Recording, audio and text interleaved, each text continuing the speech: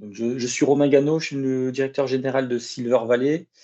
Je suis très heureux d'introduire cette Silver Week sur une thématique qui me tient à cœur, c'est-à-dire innovation, protection sociale, caisse de retraite. C'était important aujourd'hui de bien reposer qui intervient sur quel sujet, car on lit, on entend beaucoup de choses de la part d'acteurs publics, de la part d'entrepreneurs qui ne comprennent pas bien le rôle de la protection sociale et qui confondent souvent mutuelle, caisse de retraite, prévoyance, et ce qui fait qu'on ne comprend pas bien son marché, on ne sait pas vers qui aller pour soutenir quel type de projet, pour acheter ou pour acheter une prestation ou autre.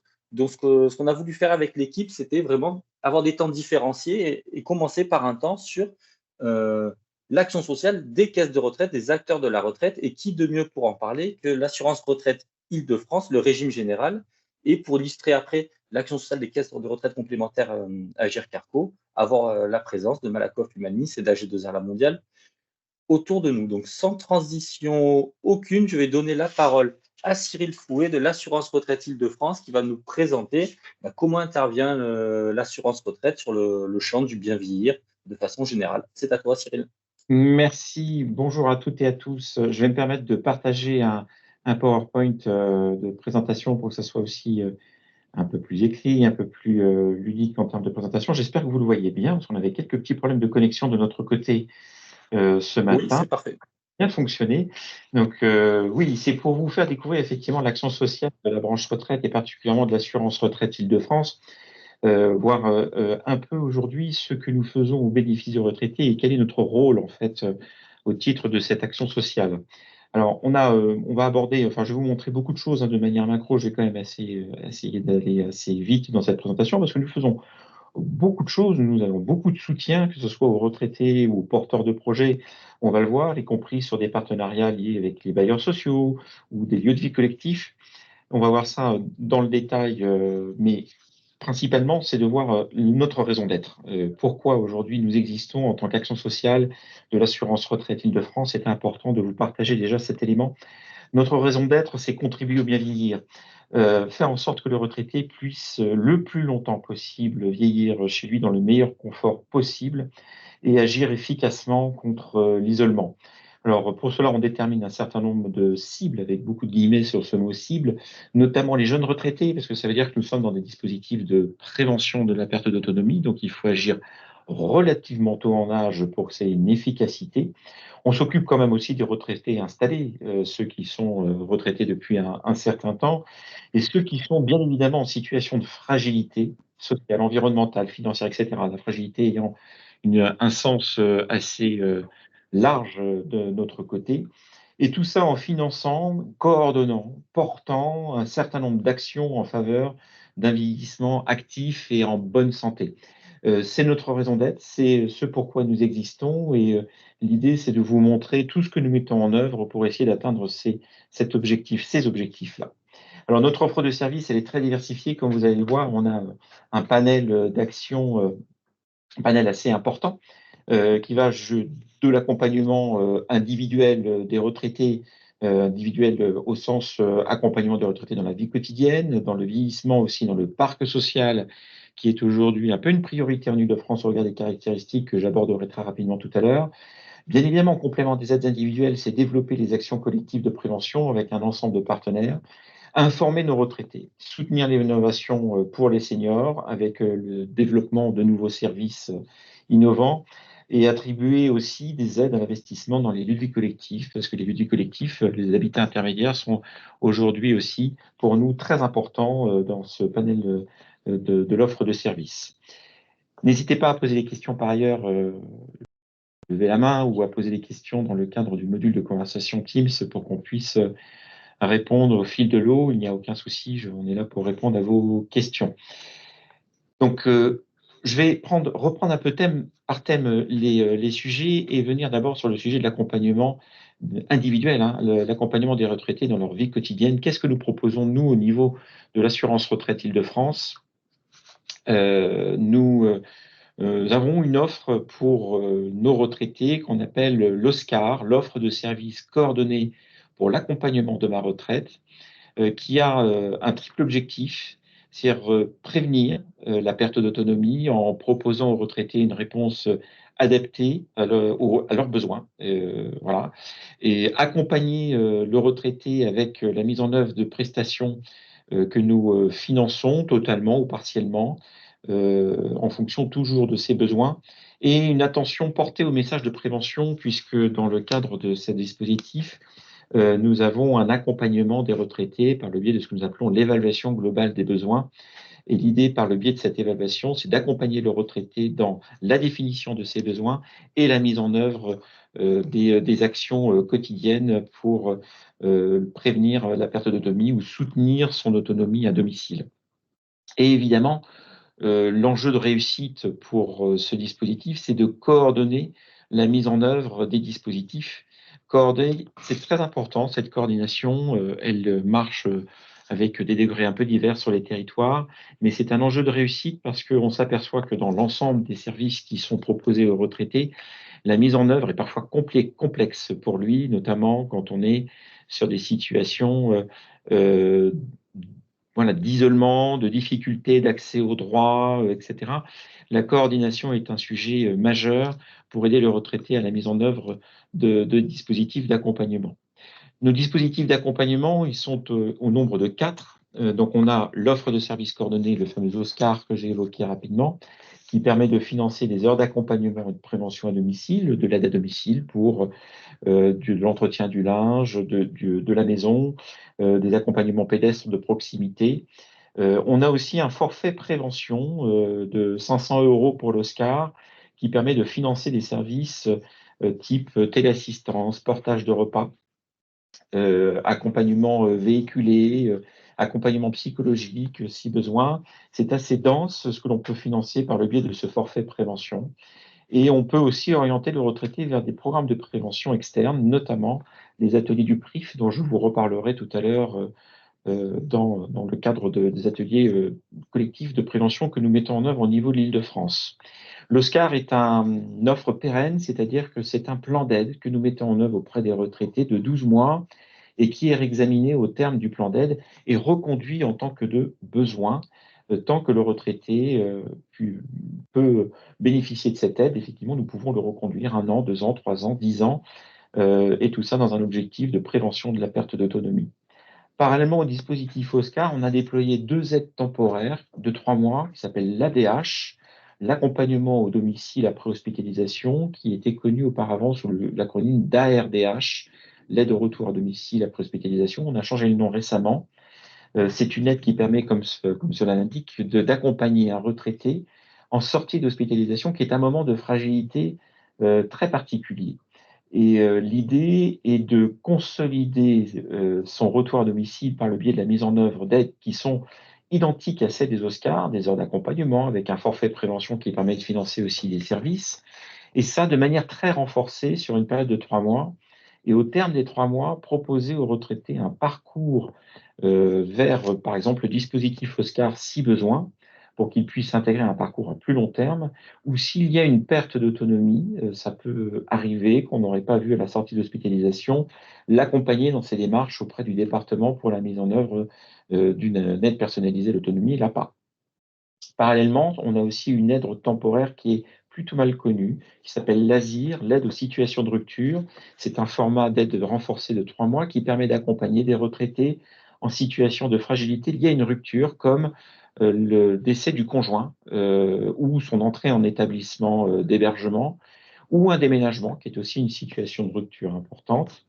Donc là aussi, on peut financer des heures d'accompagnement de prévention, dégager un forfait prévention pour financer des dispositifs un peu particuliers dans le cadre de l'ASIR. Ça peut être de l'accompagnement psychologique, mais ça peut être aussi de l'aide à l'administratif, à la gestion administrative. On s'aperçoit souvent que les conjointes survivantes âgées ont du mal à accomplir un certain nombre d'accompagnements administratifs, enfin d'accomplir des actes administratifs.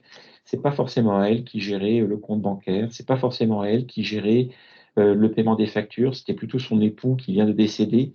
Et l'idée, c'est de les rendre plus autonomes par le biais de cet accompagnement-là. Donc voilà. Et on a un 4e pilier au niveau des aides individuelles, ce sont les secours, les aides financières exceptionnelles qui peuvent être déclenchées pour un retraité qui est en situation de difficulté momentanée à régler une facture d'énergie, une dette de loyer, ou pour l'aider à acheter un équipement nécessaire dans le quotidien. Ça peut être une table de cuisson, un frigo, des tables, des chaises, que sais-je encore. Voilà, ce sont des secours qui peuvent aller jusqu'à 840 euros par an et par individu, et qui leur permet de passer un cap un peu compliqué et pour mener cet achat ou un règlement d'une situation qui fait l'objet d'une difficulté particulière. Donc voilà pour les aides individuelles. Je vais très très vite, mais n'hésitez pas à m'interpeller par ailleurs si vous souhaitez poser des questions sur ces individuelles. Je ne rentrerai pas plus dans le détail, mais vous avez beaucoup d'informations par ailleurs sur notre site internet Assurance Retraite Île-de-France. En complément de ces aides individuelles, nous avons une action très majeure au niveau du parc social en Île-de-France. Pourquoi le parc social? Pourquoi nous avons des actions auprès des bailleurs sociaux? Parce que le parc social est une singularité en Île-de-France de par le nombre de logements en Île-de-France, hein, plus d'1,3 million de logements rien qu'en Île-de-France, avec un nombre de bailleurs relativement important, 141 bailleurs. La part des locataires qui ont plus de 50 ans dans ce parc social est très importante parce que c'est plus de 50%. Et dans certains bailleurs, notamment sur la petite couronne, Paris et la petite couronne parisienne, dans certains bailleurs, on est déjà à 50% des retraités locataires qui ont plus de 60 ans. Ils représentent en Île-de-France pas loin de 400 à 450 000 retraités sur les 2 millions dont s'occupe aujourd'hui la CNAV. Et donc pour nous, c'est un intérêt tout particulier puisque c'est une situation de fragilité. Enfin, le fait d'être dans le parc social, ça veut dire économiquement des moyens un peu plus faibles. On a classiquement des identifications de fragilité avec les bailleurs, éloignement du droit, difficulté d'accès au droit, etc., etc. Et ce sont des retraités que nous voyons par ailleurs très très peu dans nos dispositifs d'accompagnement. Donc, on a mis en œuvre un partenariat très puissant avec les bailleurs sociaux pour essayer d'avoir un peu plus de bénéficiaires en aide individuelle dans nos dispositifs, mais pas que. L'idée est d'accompagner les bailleurs dans une politique senior qui va tourner autour de l'adaptation des logements pour qu'ils puissent être adaptés au vieillissement. Donc, nous avons ici une action très forte et un accompagnement très fort des bailleurs avec des financements que nous leur apportons. L'idée aussi de faciliter l'accès aux habitats, aux aides habitat et aux aides individuelles des locataires du parc francilien, et orienter et informer les retraités dans le cadre d'une politique de prévention de la perte d'autonomie en lien avec les bailleurs très très forte. Et nous souhaitons par ailleurs mettre en œuvre cette année une action un peu aller vers les retraités du parc social par une visite de prévention que nous souhaitons déployer, que nous allons co-construire un peu les contours de cette visite de prévention dans le courant de cet été pour une mise en œuvre et une expérimentation d'ici la fin de l'année. C'est un sujet qui nous tient très très à cœur pour essayer de détecter des situations que nous ne voyons pas aujourd'hui sans mise en œuvre d'une politique d'aller vers. Le tout étant accompagné par les bailleurs sociaux dans le cadre de cette visite de prévention et leur conseiller économique et social. On va effectivement, avec leur CESF, porter cette visite de prévention très fortement au sein du parc social pour accompagner les retraités les plus en difficulté dans le cadre de leur soutien à domicile. Voilà pour le parc social. Et bien évidemment, nous avons une brique très importante au niveau de notre politique d'action sociale qui est de développer les actions collectives de prévention. C'est un sujet très très important parce que la mise en place d'actions collectives, c'est du multidimensionnel en partenariat avec un certain nombre d'acteurs. Nous ne le faisons pas tout seul, bien évidemment. Et l'idée est de repérer et d'accompagner les retraités les plus fragiles le plus tôt possible pour prévenir la perte d'autonomie et les sensibiliser en fait au comportement de vie bénéfique du bien vieillir. Pour cela, nous avons un ensemble de partenariats déjà tissés au niveau régional, notamment avec les centres sociaux, avec un partenariat pluriannuel multidimensionnel que nous menons avec eux, des partenariats avec des acteurs un peu historiques sur le sujet, notamment l'Agence nationale des chèques vacances, que vous connaissez peut-être, mais qui a aussi un programme qui s'appelle Senior en vacances, qui permet de faciliter le départ en vacances des personnes fragiles, avec un catalogue de vacances à tarifs négociés et intéressants. Une lutte contre l'isolement des retraités, avec des partenariats notamment avec les petits frères des pauvres, et un ensemble de partenariats visant à valoriser aussi l'engagement des retraités volontaires sur les territoires pour aussi accompagner des situations difficiles, ou alors des actions particulières par rapport à des publics très fragiles, notamment dans les foyers de travailleurs migrants et des résidences sociales. C'est une action que nous menons depuis très très longtemps en Île-de-France pour favoriser l'accompagnement de retraités dont on connaît un niveau de fragilité important. Parallèlement, nous avons aussi un groupement de moyens qui s'appelle le PRIF, que vous connaissez certainement, Prévention Retraite Île-de-France, qui est un groupement de coopération médico-sociale créé à l'époque par les caisses du régime social des années portant, la CNAV en Île-de-France, et aussi la MSA Île-de-France. Le PRIF a fêté ses 10 ans il n'y a pas très très longtemps. L'idée est de mutualiser les moyens et sensibiliser les retraités, quel que soit leur régime d'appartenance par ailleurs, en développant des actions de prévention sur l'ensemble du territoire francilien et de créer des parcours de prévention avec des thématiques multidimensionnelles qui vont de l'inclusion numérique, de la santé, stimuler les fonctions cognitives, de l'activité physique par le biais d'ateliers un peu sportifs, mais adaptés à l'âge, de parler aussi de l'aménagement du logement, parce que c'est un sujet important quand on parle de prévention de la perte d'autonomie, sensibiliser le retraité à des risques de chute dans le logement, c'est important, et la nécessité d'adapter ce logement au vieillissement, c'est effectivement un des axes des ateliers du PRIF. Ces ateliers se tiennent sur l'ensemble de l'Île-de-France et vous pouvez vérifier sur le site internet prif.fr, avoir plus d'informations sur la nature de ces ateliers et la programmation des ateliers en Île-de-France sur l'année 2024. N'hésitez pas à consulter le site internet, il est riche d'informations.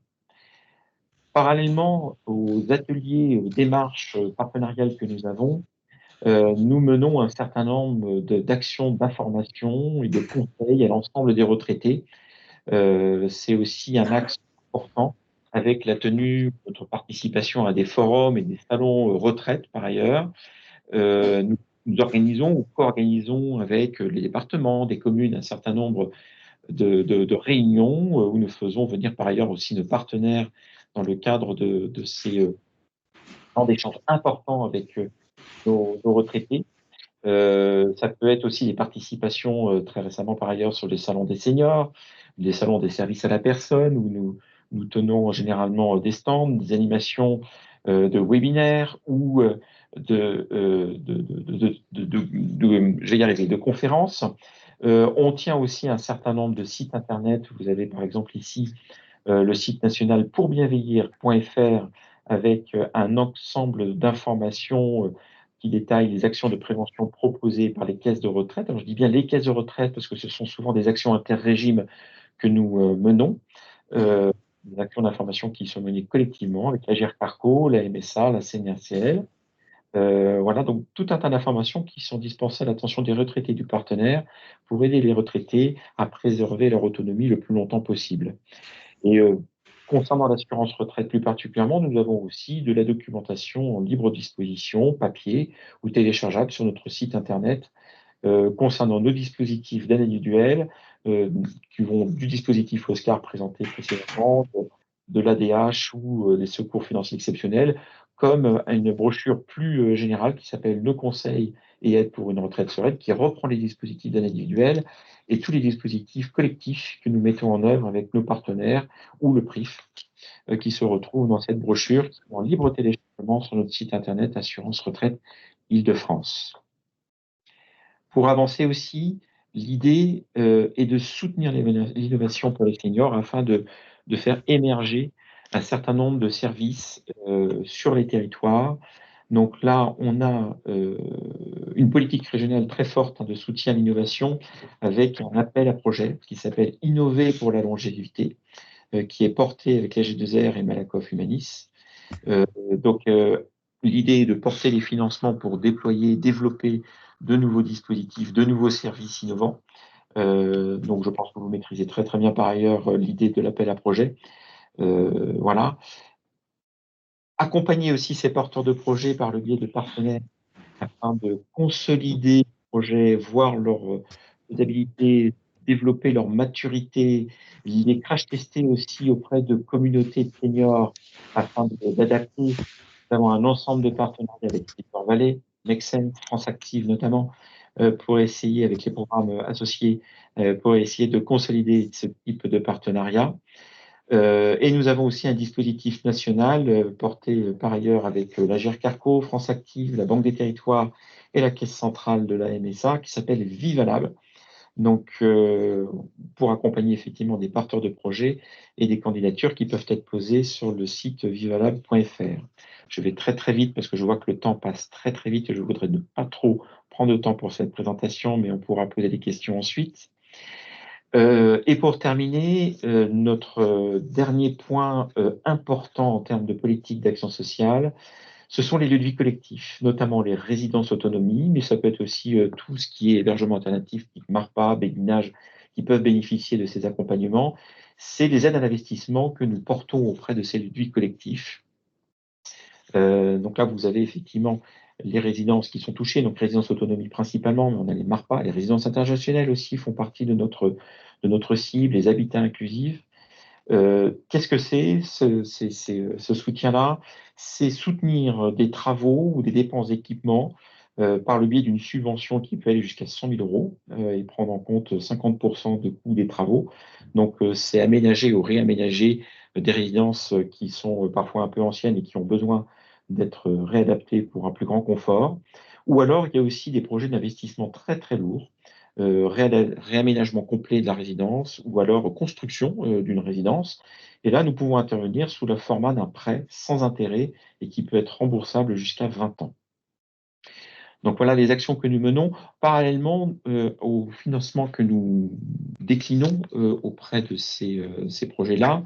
L'idée est d'intégrer en fait aussi les dispositifs de prévention au sein des résidences et notamment en contrepartie de ces subventions, ces soutiens financiers, nous demandons à ce que les résidences mettent en œuvre un partenariat avec le PRIF pour que le PRIF puisse décliner des ateliers au sein de ces résidences et que les résidents puissent avoir les ateliers, je vais dire, à demeure.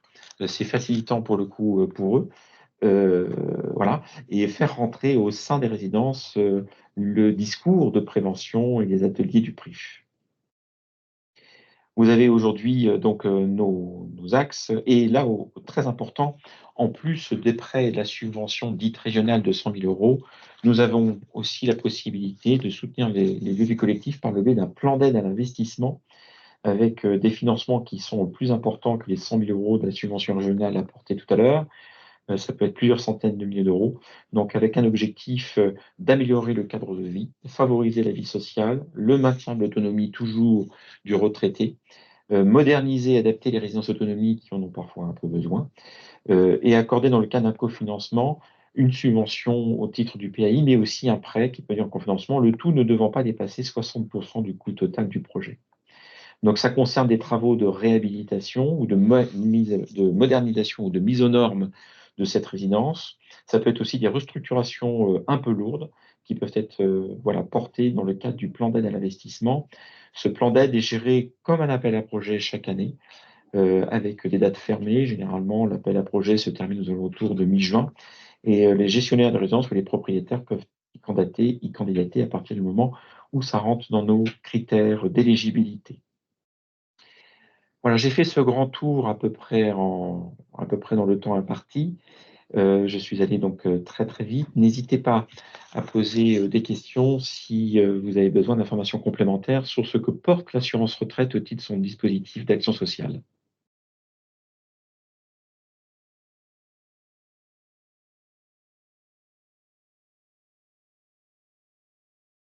Ça a l'air d'avoir été clair. Ce que je propose, c'est que les participants puissent poser aussi des questions à la fin des différentes interventions. Je laisserai un peu de temps. Merci Cyril, parce que tu as évoqué, alors, rapidement, mais le champ d'intervention de l'action sociale de la CNAV Île-de-France est vaste. Tu as évoqué toutes les modalités d'action de l'action sociale, c'est-à-dire l'aide individuelle, de la subvention, de l'achat de prestations de services, du soutien aux établissements, du soutien à l'innovation. Donc, ça a permis de voir qu'il n'y a pas une modalité d'action le régime général, mais bien plusieurs modalités d'action complémentaires et toujours au service du bénéficiaire final à la fin. Donc, Plusieurs leviers, effectivement, qui vont du financement de l'INO à des actions individuelles, des parcours prévention par le biais du PRIF, des accompagnements aussi des porteurs de projets dans le cadre de l'innovation. Dans Silver Valley, vous connaissez bien d'ailleurs les leviers. Voilà, c'est une action sociale très multidimensionnelle et qui, au niveau régional, a pu être aussi adaptée au regard d'un contexte local. On parlait tout à l'heure des bailleurs sociaux. Les bailleurs sociaux, aujourd'hui, on en fait aujourd'hui en Île-de-France, ce qui n'est pas forcément le cas partout en région, mais on en fait une priorité au regard de la taille du parc social, des difficultés liées au vieillissement du bâti, au vieillissement des locataires. Voilà, on a aussi des axes qu'on a développés particulièrement en Île-de-France au regard de contextes régionaux, et ce qui en fait une action sociale riche, dense, plutôt reconnue par ailleurs par les porteurs que nous et les partenaires qui nous accompagnent. Donc, on est très fiers de porter ça devant vous, parce que je pense que vous n'aviez pas forcément tous et toutes une bonne vision de ce que portait l'assurance retraite en Île-de-France au titre de son action sociale. Et nous, on restera bien évidemment à votre disposition pour toutes les questions complémentaires qui viendraient éventuellement par rapport à cette présentation, qui, je le dis, est quand même rapide. Il y a 2 questions. j'ai 2 questions sur le. Alors, Je vais te les poser avant de passer la parole à Anne. La première, c'est est-ce que tu peux un peu en dire plus sur le process des appels à projets, ou peut-être nous donner les liens de différents appels à projets si tu les as? oui, alors Voilà. les appels à projets, ce sont généralement chaque année un appel à projet lancé pour le financement de l'innovation. Les appels à projets sont sur des dates fermées, c'est-à-dire qu'il y a une date d'ouverture, il y a une date de fermeture où toutes les candidatures doivent être déposées. Vous pouvez regarder sur le site Assurance Retraite Île-de-France, vous avez un certain nombre d'onglets en haut de notre site internet et vous avez un onglet partenaire. Dans cet onglet partenaire, vous allez tomber sur une page de notre site qui va parler effectivement de soutien à l'innovation et où vous aurez les informations nécessaires concernant l'appel à projet, ce qu'il vise, la durée de l'appel à projet, le cahier des charges de l'appel à projet et il y aura un lien pour aller sur le site dédié pour déposer votre candidature concernant l'appel à projet. L'appel à projet pour 2024 de mémoire, il est déjà passé puisqu'il a dû se clôturer il y a quelques semaines. Donc, on est déjà plutôt sur l'appel à projet 2025. Il y aura toujours des webinaires d'information à l'attention des porteurs qui sont intéressés pour candidater sur cet appel à projet. Donc, allez bien sur ce site internet.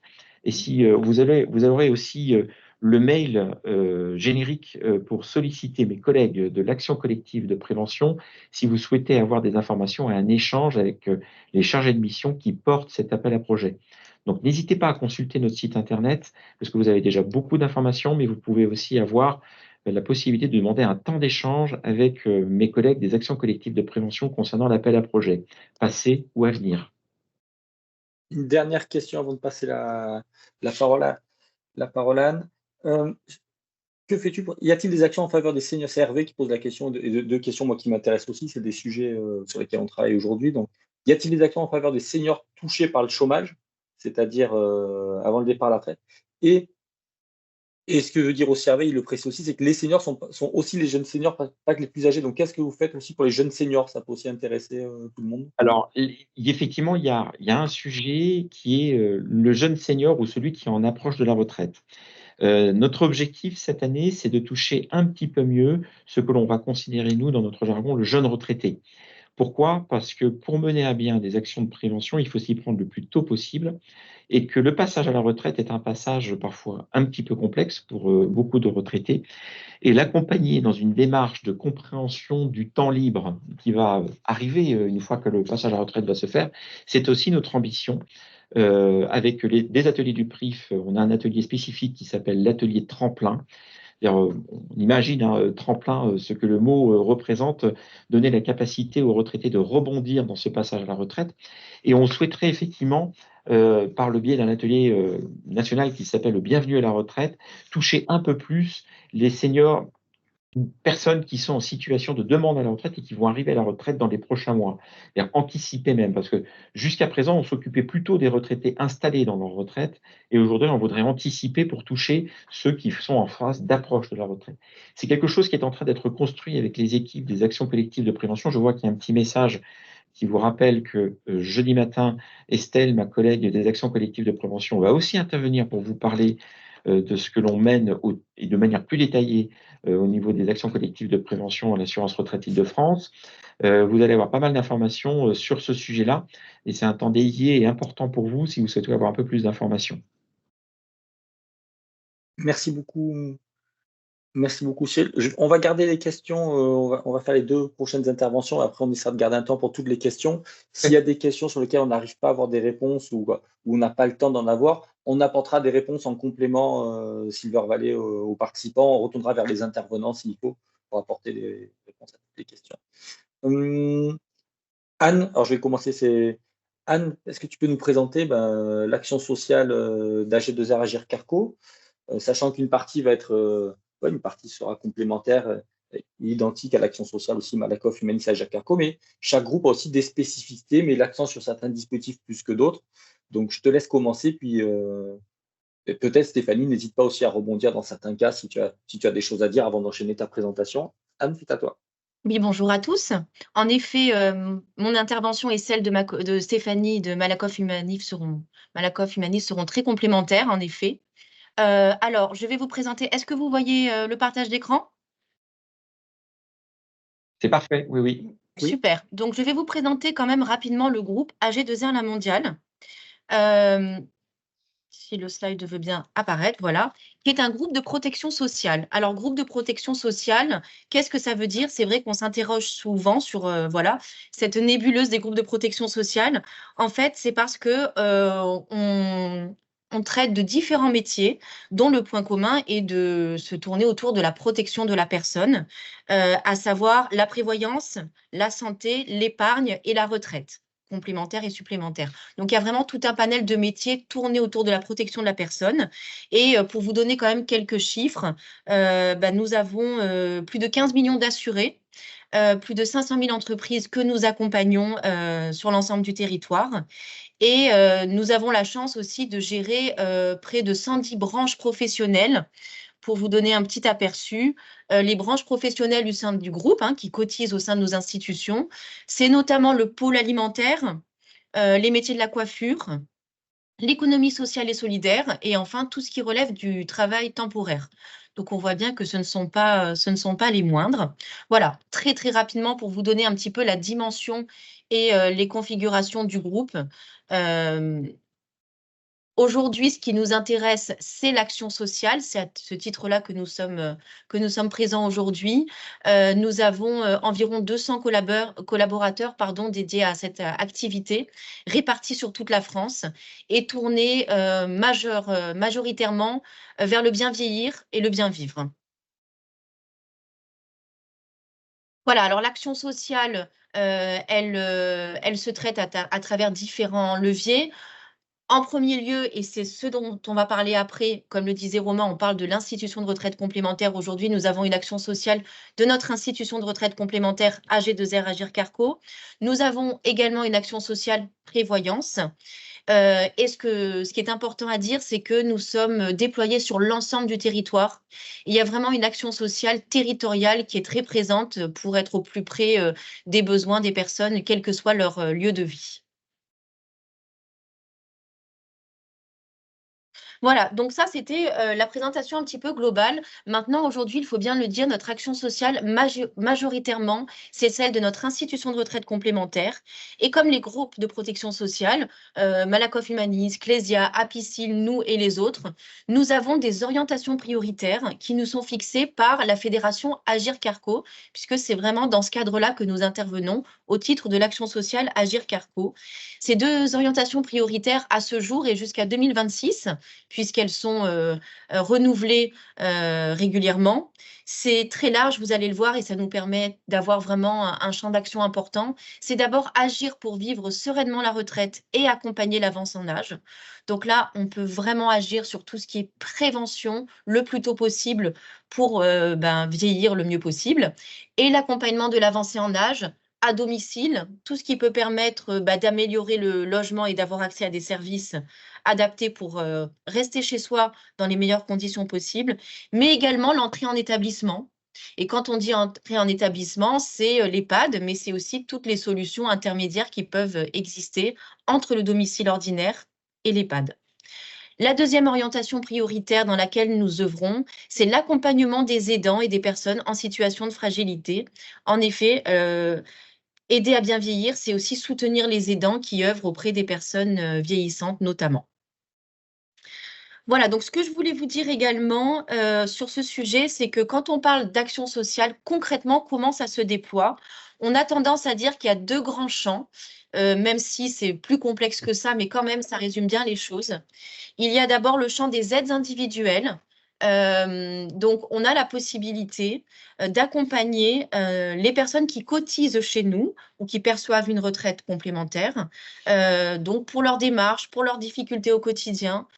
Donc là, c'est ce qu'on appelle la démarche éco, écoute, conseil, orientation, que font aussi l'ensemble des groupes de protection sociale et des institutions de retraite complémentaires, pour aider au mieux les personnes, voilà, faire face à une situation de fragilité. Et la possibilité d'attribuer des aides financières, donc pour faire face à des situations ponctuelles. Donc ça aussi, ça peut être déployé. Des aides financières en matière d'adaptation du logement, en matière d'autonomie à domicile, d'aide au répit pour les aidants. Donc voilà, on est toujours dans les deux orientations prioritaires, bien entendu, que je vous ai présentées, la possibilité de déployer des aides individuelles. Et on a toute une équipe de conseillers sociaux qui traitent ces demandes.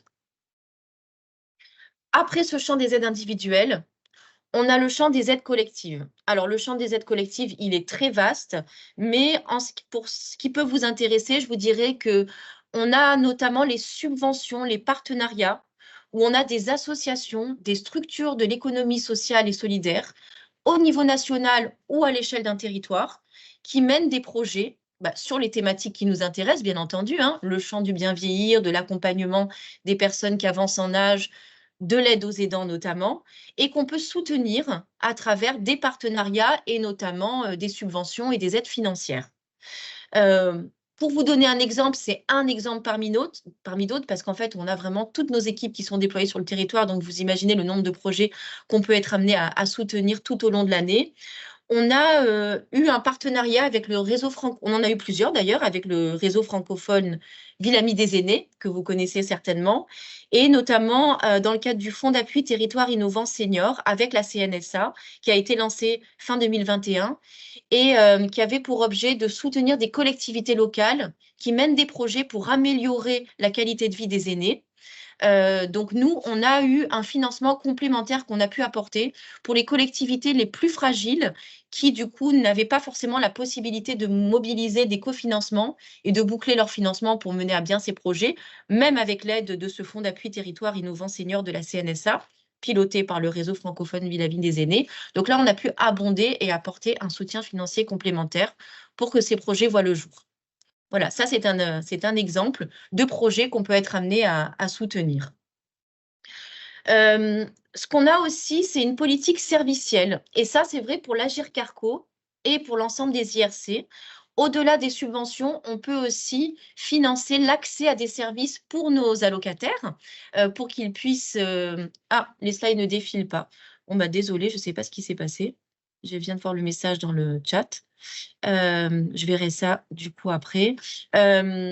Donc, l'idée, c'est qu'au-delà de la politique de subvention de partenariat, on va identifier des services qui répondent aux besoins de nos allocataires, de nos ressortissants.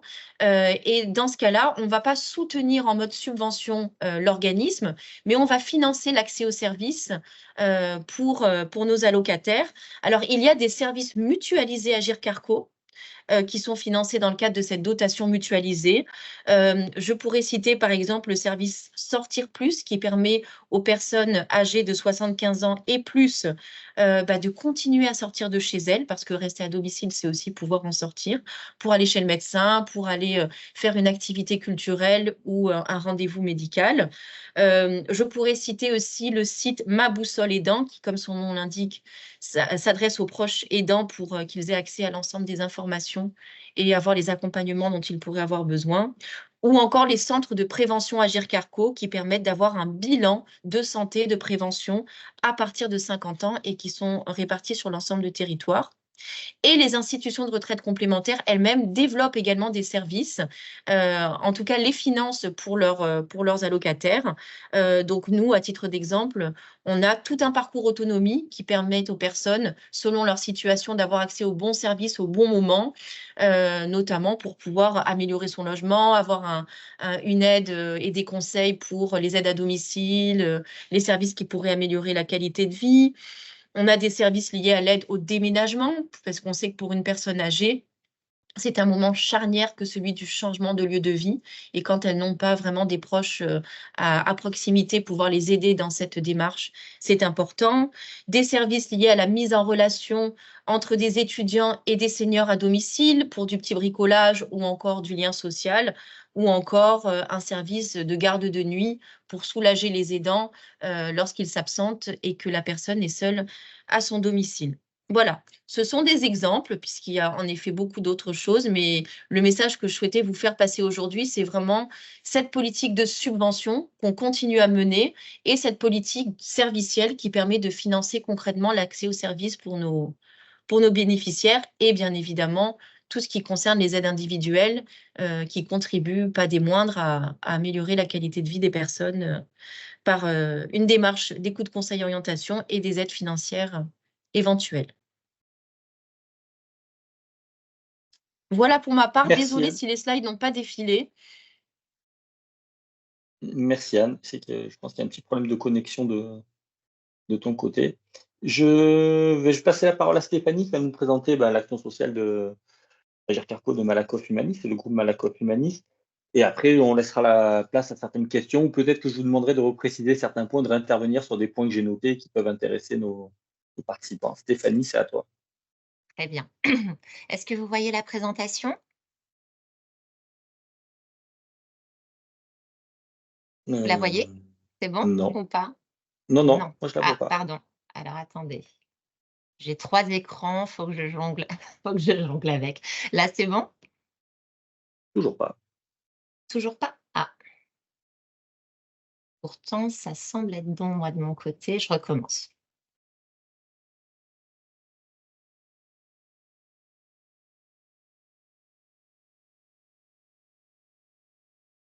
Toujours pas? Non, Décidément, on n'a pas de chance avec les. Ouais, Moi, la sur mienne était moi, ça figée. apparaît bien en partage d'écran, donc je vois pas bien ce que je peux faire de plus, à part éventuellement essayer de l'envoyer à l'un de vous. J'ai eu des petits problèmes d'ordinateur ce matin. Toujours pas? Tu peux, non, mais essaye de me l'envoyer et je la diffuse et je te laisse commencer le temps que j'arrive à la diffuser. Alors, juste un instant, je prends 1 minute pour l'envoyer.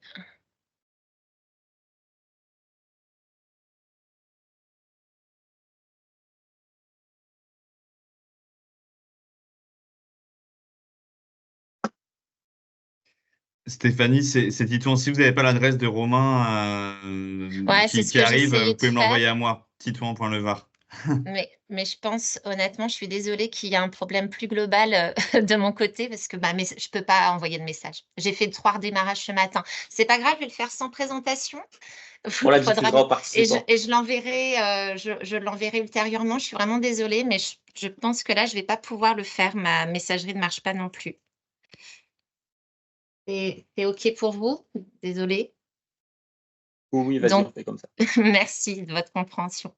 Donc, bonjour à toutes et tous. Je suis Stéphanie Aubert, donc je suis responsable du territoire Centre-Île-de-France pour les activités d'action sociale retraite pour le groupe Malakoff Humanis. Et comme la présentation d'Anne, je vais essayer d'aller vite sur tout ce qui est un peu redondant, puisque comme elle vous l'a indiqué, nous sommes 2 structures différentes, AG2R La Mondiale et Malakoff Humanis.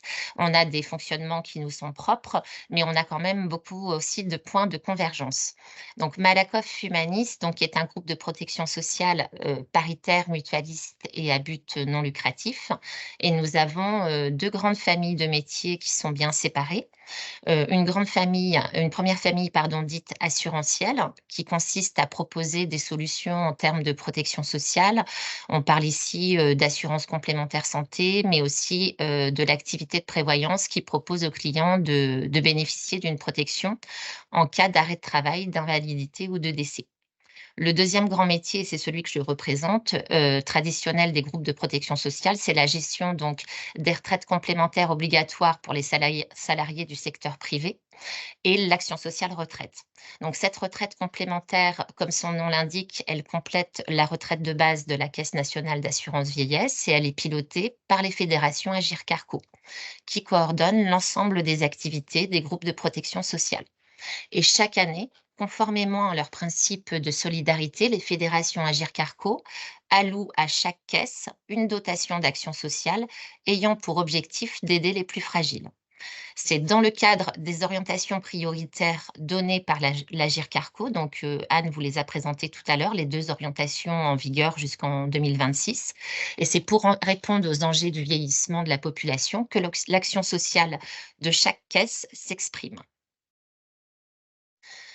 Donc, si on zoome sur l'action sociale retraite, donc les caisses de retraite Agirc et Arrco mettent en œuvre une action sociale qui s'adresse principalement aux retraités et particulièrement aux personnes en perte d'autonomie, mais aussi aux aidants, y compris aux actifs. Notre politique d'action sociale, elle permet de proposer des aides individuelles, des actions collectives d'information et de sensibilisation, ainsi que des partenariats. On a des parties communes qu'Anne vous a présentées qui sont liées à ce qui est proposé par notre régime, l'Agirc-Arrco, donc je ne vais pas rentrer dans le détail sur ces sujets-là. Donc, concernant les offres individuelles pour Malakoff Humanis, on a notamment un service qui s'appelle Autonomie Plus et qui chaque jour écoute, conseille et oriente nos allocataires et propose également des soutiens financiers quand cela est nécessaire et sous certaines conditions. Concernant nos actions collectives, on agit en complémentarité des autres acteurs et ça peut prendre différentes formes, des conférences, des ateliers, des forums, des théâtres participatifs. On peut le faire en présentiel, par visio, sur plusieurs grandes thématiques pour le bien vieillir, les aidants, pour maintenir le lien social, lutter contre l'isolement, accompagner le grand âge et la perte d'autonomie. Concernant le soutien de l'innovation et le partenariat, donc on soutient l'innovation sociale et l'émergence de nouvelles solutions qui visent à améliorer le quotidien des aidants et des personnes âgées, notamment pour le maintien à domicile. L'objectif est de pouvoir identifier, mais aussi accompagner des solutions innovantes qui répondent soit à des nouveaux besoins, soit à des besoins qui sont mal couverts. Sur la partie, alors j'avais quelques slides que vous ne voyez pas d'ailleurs sur les orientations prioritaires dont je ne vais pas vous parler puisque Anne vous les a présentées tout à l'heure. Peut-être vous parler de nos enjeux en territoire pour Malakoff Humanis, c'est d'apporter une réponse locale à un besoin qui n'est pas ou mal couvert. Donc, on va être très attentif à ce que ce soit en complémentarité des autres acteurs. Et pour nos partenariats, on a à cœur de devenir un tiers de confiance pour nos partenaires en les soutenant dans l'accompagnement de nos ressortissants afin de répondre aux orientations stratégiques de l'Agirc-Arrco. Donc, je peux peut-être vous parler plus particulièrement des critères sur lesquels nous allons être attentifs pour envisager de soutenir un partenaire. Donc, on va d'abord identifier si le projet répond à un besoin qui ressort dans nos diagnostics de territoire, dans les fragilités identifiées et que ce partenaire a un projet, une réponse à des situations d'insatisfaction, des besoins donc qui sont non couverts ou mal couverts. On va aussi être attentif à l'impact social fort du projet ou du partenaire. On peut être amené à accompagner des projets à différents stades de développement, des projets de recherche, des projets en cours de déploiement ou également accompagner un changement d'échelle ou d'essaimage. On peut accompagner des projets d'innovation sociale, bien sûr, qui sont différenciants par rapport aux solutions existantes. On va également être attentif à la robustesse des projets, l'expertise, les compétences des porteurs de projets, la viabilité du modèle économique, la capacité également à mobiliser des moyens financiers nécessaires qu'a le porteur de projet. C'est un plus en général pour avoir notre soutien quand il y a un accompagnement par un incubateur. Concernant la relation partenariale, Malakoff Humanis attend des engagements réciproques qui sont formalisés dans nos conventions de partenariat. Nous avons également notamment des engagements de visibilité, d'expertise pour pouvoir participer au groupe de travail, être associé à la réflexion, et des engagements de traçabilité où on va attendre des bilans et des retours de satisfaction des usagers. On peut être amené à faire différentes formes d'accompagnement, donc des accompagnements financiers en effet, mais pas que. On a également un rôle d'assemblier et d'aide au développement. Donc concernant les accompagnements financiers, on peut le faire sous 2 types de soutien. Des subventions, donc c'est des soutiens au projet sous la forme d'une convention de partenariat, mais on peut également, de la même manière qu'Anne vous en a parlé, acheter des prestations pour nos ressortissants. Pour vous donner un ordre d'idée, le montant moyen de soutien que nous avons sur le centre Île-de-France, sur le territoire que je représente, c'est en moyenne de 12 000 € par projet. On a également donc un accompagnement qui est sur un rôle d'assemblier, la mise en relation avec d'autres partenaires. On peut soutenir nos partenaires également en communiquant via nos newsletters trimestriels, en communiquant sur leurs dispositifs et également directement auprès de nos bénéficiaires.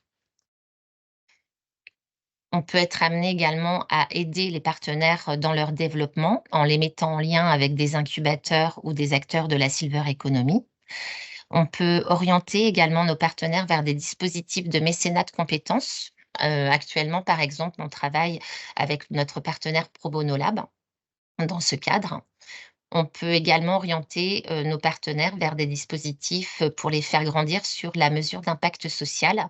Nous travaillons actuellement pour nos partenaires, on peut les orienter vers le programme Size Up ou le programme Impact Track. Et enfin, on a un rôle d'expertise métier puisque nos chargés de développement social sont sur tout le territoire et vont avoir un rôle de conseil, de connaissance du territoire pour aider le partenaire, accompagner le partenaire dans son projet et participer au groupe de travail.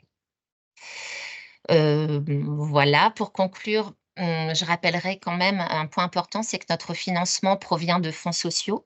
Nous avons des commissions et des instances de validation qui vont venir vérifier l'adhérence d'un projet avec notre stratégie d'action sociale, la cohérence d'un soutien et d'une manière générale être très attentive au fléchage de nos financements.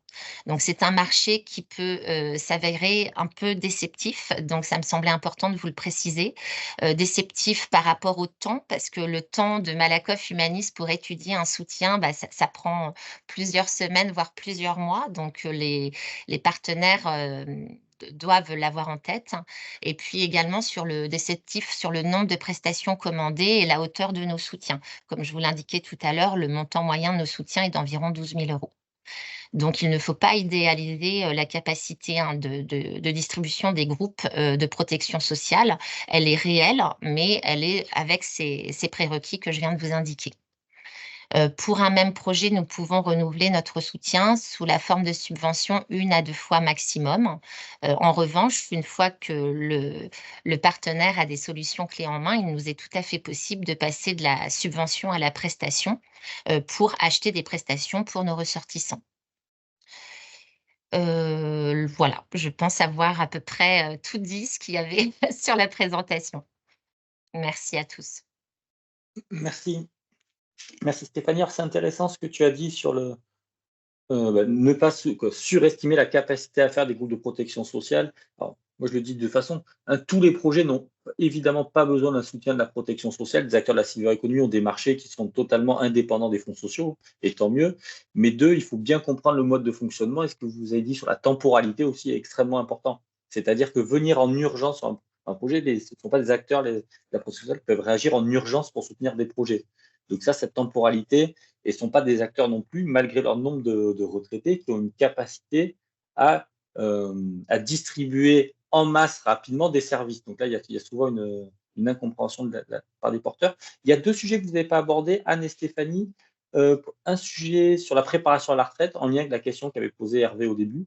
Je sais qu'en plus, vous êtes tous les deux acteurs majeurs de la préparation à la retraite via la préparation à la retraite à Agir Carco. Et deux, le soutien aux établissements ou aux services en établissement. Ça peut intéresser certaines personnes qui sont là, donc je ne sais pas qui peut prendre la parole sur ce sujet-là, mais je sais que tous les deux, vous faites beaucoup de choses. Je peux éventuellement prendre la parole, Stéphanie, si ça te convient, sur le soutien aux établissements. Et puis, si tu souhaites parler qui concerne la préparation à la retraite, comme ça, on fait ça à deux voix, si ça te va. Oui. Super. Oui, en effet, quand on parlait tout à l'heure de l'orientation prioritaire numéro 1, qui du coup s'adresse aux personnes, qu'elles soient à domicile jusqu'à l'entrée en établissement, on a en effet la possibilité de soutenir des services en établissement.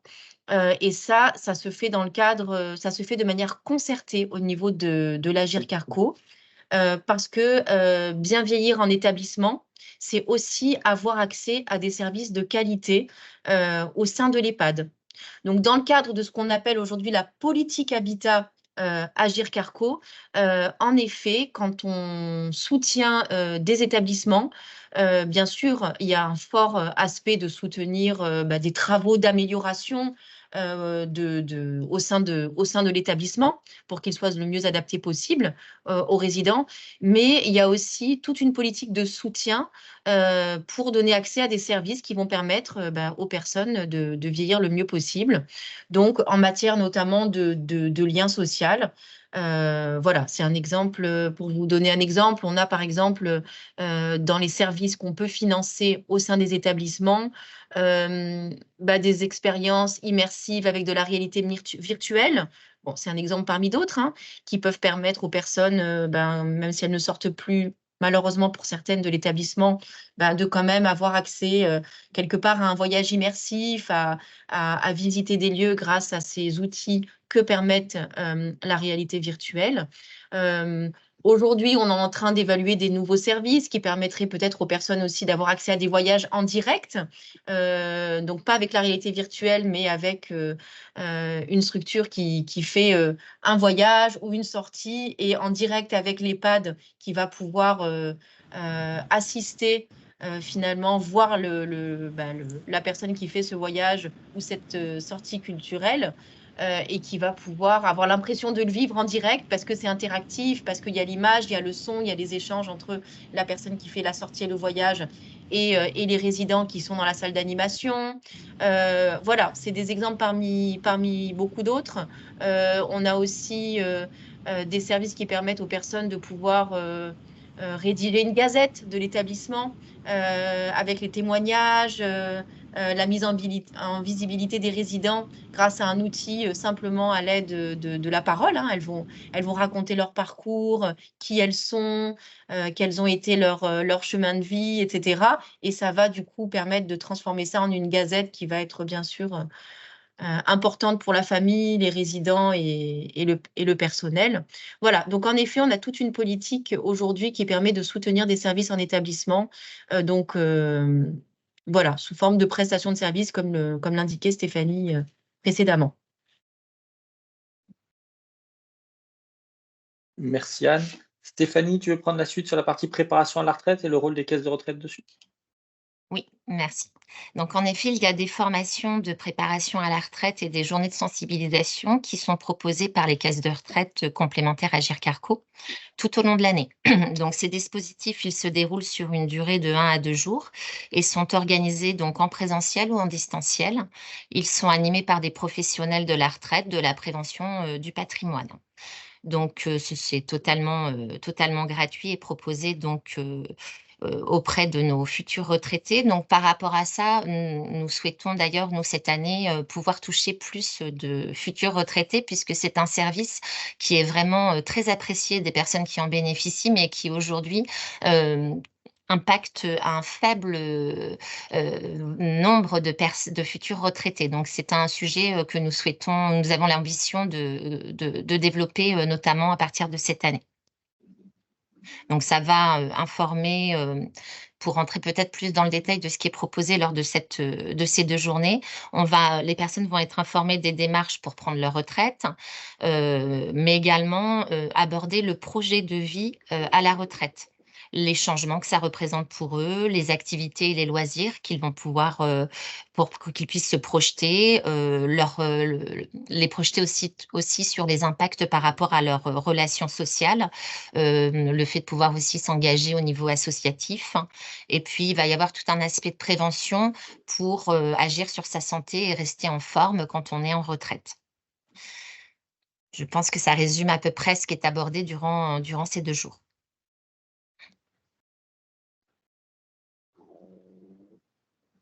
Merci beaucoup. Il y a plusieurs questions. Alors, je vais essayer de répondre. Sur le process pour vous présenter globalement à vous, Stéphanie et Anne, le process pour vous présenter des projets innovants. Est-ce qu'il y a un mail de contact? Est-ce qu'il y a quoi? Quel est le process pour toper à votre porte quand on ne vous connaît pas? Je garde la parole, Anne? Merci. Donc, il y a dans l'équipe donc des acteurs de terrain, des chargés de développement social qui ont un secteur bien défini sur l'Île-de-France. Et donc, le moyen le plus efficace, je dirais, pour présenter votre projet, c'est de prendre contact avec ces chargés de développement ou par mon intermédiaire suite à ce webinaire. Et donc là, ça va généralement se passer par un premier échange pour parler avec vous de votre projet et puis ensuite une rencontre et nous avons après un dossier à compléter pour pouvoir exposer de manière plus détaillée votre projet. Il y a une question qui est plus précise parce qu'on a Oui. des adhérents et des membres de toute la France. Et en région, sur Nantes, est-ce que vous auriez le point de contact? Oui, tout à fait. Je vais le mettre dans le groupe, le responsable de territoire. Merci beaucoup, Stéphanie. Et toi, Anne, un petit peu le process aujourd'hui pour vous présenter des projets? Oui, il est assez similaire à celui que vient de décrire Stéphanie, puisqu'on a ce qu'on appelle des directions régionales réparties sur l'ensemble des territoires avec des équipes sociales en région qui peuvent être sollicitées du coup, et elles le sont, ces équipes, tout au long de l'année par des porteurs de projets qui vont leur proposer des projets à étudier. Maintenant, au jour d'aujourd'hui, comme on fait ensemble ce webinaire, je vais vous communiquer mon mail. N'hésitez pas à me contacter et en fonction de votre projet, est-ce que c'est un projet plutôt territorial? Est-ce que c'est plutôt quelque chose où on s'orienterait vers un service, pas forcément territorial, mais qui peut toucher tout un chacun en fonction de ce lot de vie? Je pourrais faire le lien pour que vous soyez bien orientés. En tout cas, de manière générale, quand même, je pense que Stéphanie sera d'accord avec moi, les acteurs qui ont des projets savent nous trouver, entre guillemets. Je ne dis pas que c'est facile, mais c'est vrai que, notamment au niveau territorial, ils contactent quand même les institutions de retraite complémentaires et c'est pour ça qu'on a beaucoup de sollicitations et de partenariats qui se mettent en place. Les institutions de retraite complémentaires sont quand même assez identifiées au niveau de l'action sociale. Donc, je vous indique mon email tout de suite.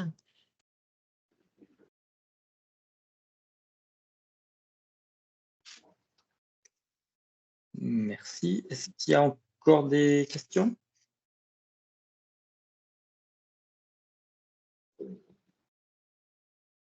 Romain, est-ce que l'adresse mail du responsable de Nantes s'est affichée? Parce que j'ai un vrai problème informatique. J'ai l'impression que rien ne part, non? Alors, je vous prie de m'excuser. Je vais vous le donner à l'oral. Elle n'est pas très longue, si vous voulez bien, parce que je ne peux rien envoyer. Il y a un problème assez important. Donc, le responsable Malakoff Humanis de territoire pour la ville de Nantes, donc c'est Claude.Galvez, c'est Galvez, @malakoffhumanis.com. Encore désolé pour ces problèmes techniques. Pas de souci, ça y est, l'adresse vient d'arriver. De toute Oui, ça y façon, l'enregistrement sera disponible et l'ensemble des supports qui ont pu être présentés ou pas seront aussi disponibles. Merci. Voilà. Merci.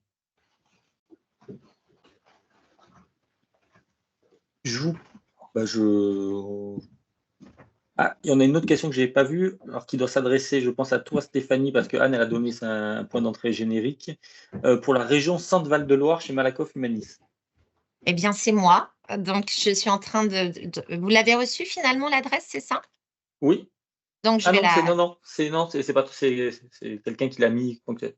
Donc c'est Stéphanie.aubert, AUBERT, et puis après la même @malakoffhumanis.com pour le Centre Val de Loire.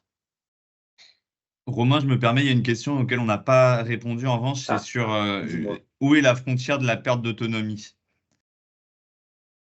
pour chacun des groupes.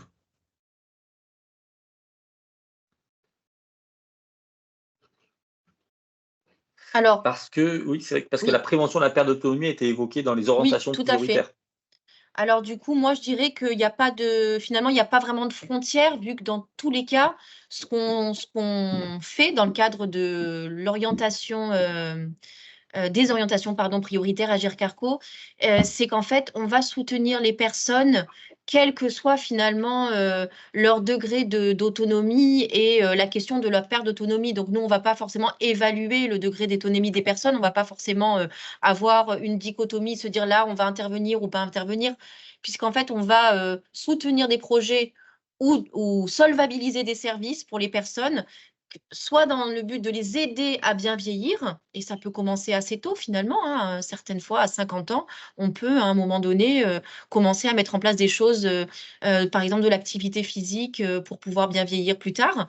Et quand on dit perte d'autonomie, c'est parce qu'en fait la personne, quand elle a besoin d'aménager son logement ou de services à domicile parce qu'il y a des choses qu'elle ne peut plus faire, ou d'être accompagnée dans le cadre de son entrée en EHPAD, on l'accompagne, on a aussi la possibilité de soutenir des projets et de financer des services dans ce cadre-là. Donc, c'est vrai que c'est assez longitudinal et je pense que c'est vraiment une volonté de la GIRC-ARCO de pouvoir intervenir sur, auprès des personnes, quelle que soit finalement leur situation pour contribuer finalement à vieillir le mieux possible. Donc, finalement, voilà, on est sur ces champs-là, mais on ne va pas être regardant en se disant est-ce que la personne elle est en perte d'autonomie, pas perte d'autonomie. Enfin, voilà, c'est comme ça un petit peu que je le dirais.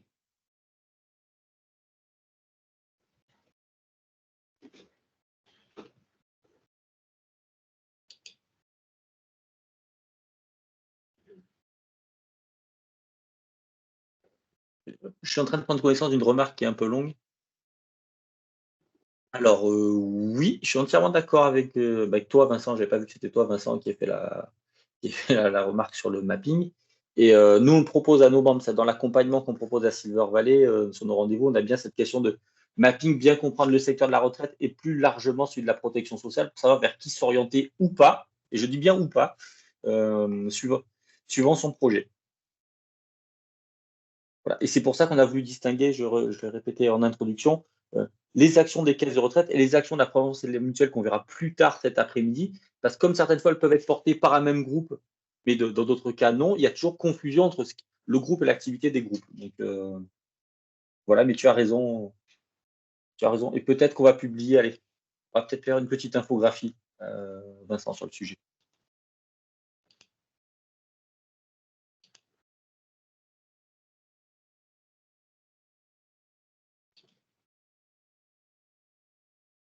Bon, s'il n'y a plus de questions, je vous propose qu'on clôture la réunion.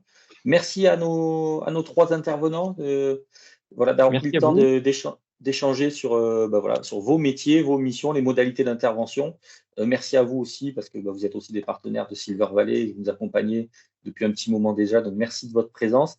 N'hésitez pas, pour ceux qui auraient des questions, voilà, on va diffuser le replay, nous allons aussi diffuser les documents.